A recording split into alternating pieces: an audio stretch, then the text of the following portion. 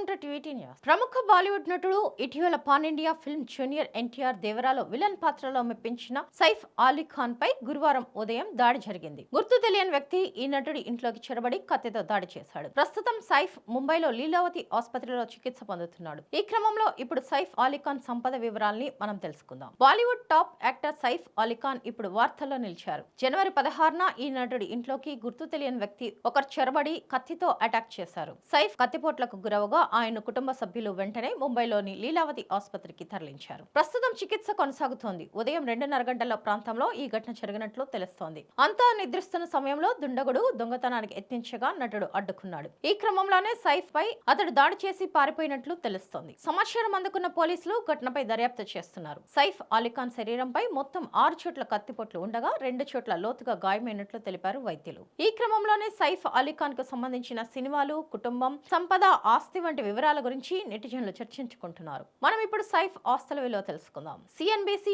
TV 18 ప్రకారం సైఫ్ అలీ ఖాన్ నికర సంపద $150 బిలియన్ ఉన్నట్లు తెలుస్తోంది. ఇది భారత కరెన్సీలో 1300 కోట్ల వరకు ఉంటుంది. సినిమాల్లో నటించడం సహా వ్యాపార ప్రకటనలు, వ్యక్తిగత పెట్టుబడులు, బిజినెస్ వెంచర్స్ సహా వారసత్వంతో వచ్చినవి ఉన్నాయి. 2023 రిపోర్ట్ ప్రకారం సైఫ్ సంవత్సరానికి 30 కోట్ల రూపాయలు ఆర్జిస్తున్నట్లు తెలుస్తోంది. ఒక్కో సినిమాకు సగటున 15 కోట్లకు పైగానే తీసుకుంటున్నట్లు మీడియాలో కథనాలు వస్తున్నాయి. యాడ్స్ ద్వారా కూడా నటుడు 1 నుంచి 5 కోట్ల మధ్య తీసుకుంటున్నట్లు సమాచారం. ఇక ఇటీవలి సంవత్సరాల్లో తన రెమ్యురేషన్ ను 70% వరకు పెంచాడట.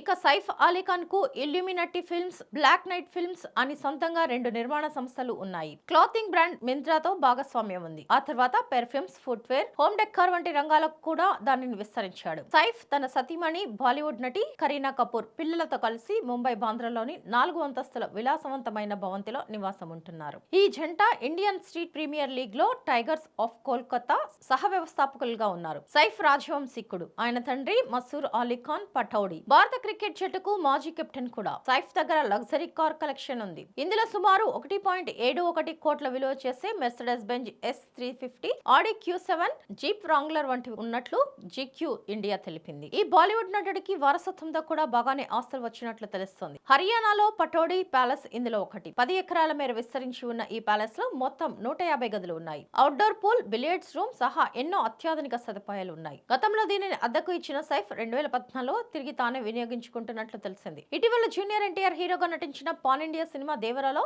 బైరా అంటూ విలన్ పాత్రలో అందరినీ భయపెట్టారు సైఫ్ అలీ ఖాన్. ఈ మూవీతో సైఫ్ కు సౌత్ లో మంచి ఎంట్రీనే వచ్చింది. విలన్ పాత్రలో జీవించేసిన సైఫ్ నటనకు తెలుగు అభిమానులు కూడా ఫిదా అయ్యారని చెప్పవచ్చు. State TV news.